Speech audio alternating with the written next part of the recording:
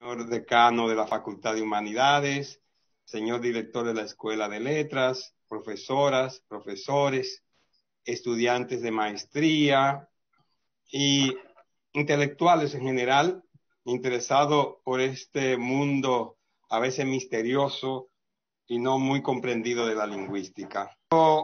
Julio me dijo que publicaría el libro, más bien cuando me dio el manuscrito para que lo revisara, igual que Gerardo, me impresionó, a pesar de que Julio y yo mantenemos una comunicación fluida de discusión.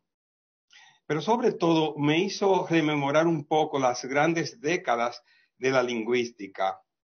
Y quiero comenzar por ahí para las jóvenes generaciones. La lingüística dominicana es sumamente joven. Podríamos decir que la lingüística en general es joven como ciencia, pero como sucede en República Dominicana, los movimientos, las innovaciones suelen llegar con ciertos retrasos. La lingüística se incuba, digámoslo así, en la década de los 70 en República Dominicana.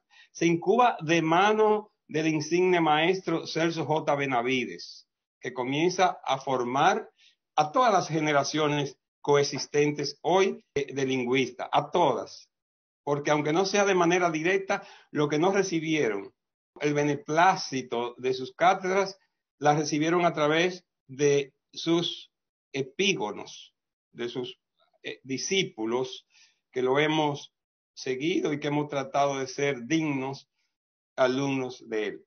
Con Benavides, al principio de los años 70, comienza a incubarse la lingüística y de otro gran insigne maestro, Maximiliano Arturo Jiménez Sabater. Los dos hicieron PhD en España a finales de la década de los 60 y tuvieron la generosidad de multiplicar ese conocimiento aquí en República Dominicana.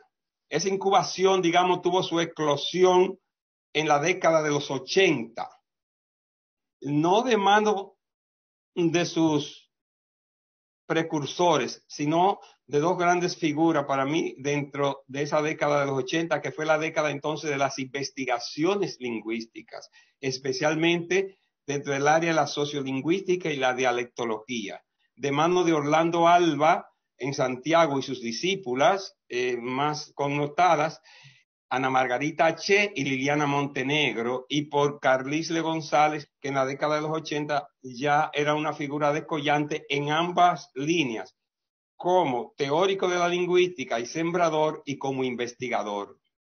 La década de los 90 todavía se mantenía esa pujanza, pero comenzó el declive del entusiasmo por los estudios lingüísticos. Tal vez hubo un desencanto general. Qué ironía que mientras la década de los 80 fue una década perdida en términos ideológicos, en términos de criticidad de la humanidad, sin embargo fue una década ganada para la lingüística dominicana. Y la década de los 80 viene entonces ya el desencanto, porque fue una década terrible donde la gente buscaba más la sobrevivencia y además comenzó a ser desplazada ese entusiasmo más hacia la teoría del discurso.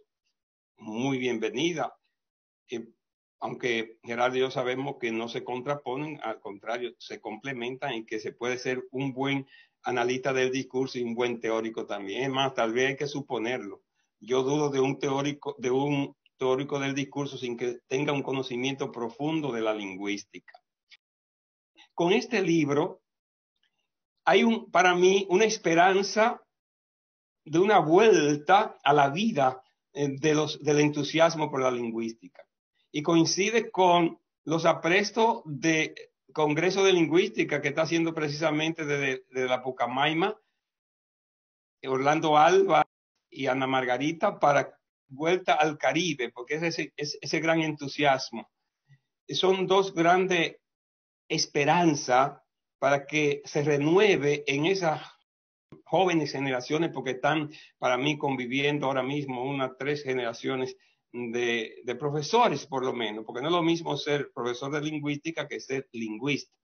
Lingüista es un investigador, es un teórico, no es solamente una persona que enseña. Tenemos profesores de lingüística, pero honestamente hablando hay poco lingüista. Yo creo que hemos restado lingüistas en vez de sumado. Creo que hay una gran esperanza. Yo soy hasta cierto punto un soñador, a pesar de que trato de tener una mente científica y ser objetivo, pero existe la objetividad o existe el progresismo objetivo. Yo creo en la progresión objetiva, o sea, con base empírica.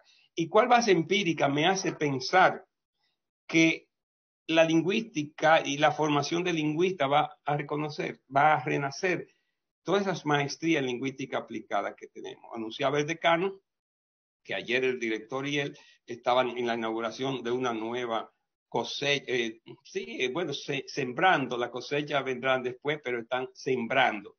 No importa, yo sé que hay muchas personas que no tienen condiciones para estar en maestría, pero recuerdo a Benavides que decía, bueno, si de 10 hay uno que lo podemos formar bien, eso es ganancia.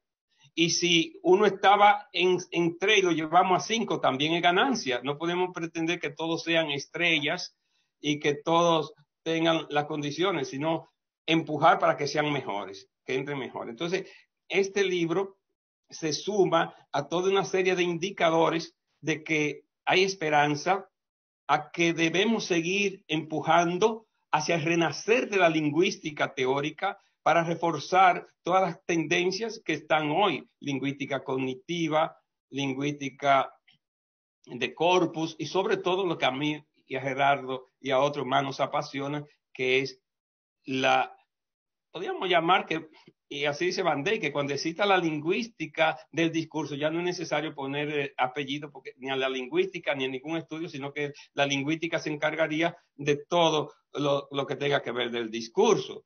De manera que todo es, si no avanzamos más en los estudios del discurso, porque no se está avanzando mucho en los estudios, o no se está avanzando con la celeridad que nosotros quisiéramos en los estudios de la lingüística teórica o de las teorías lingüísticas.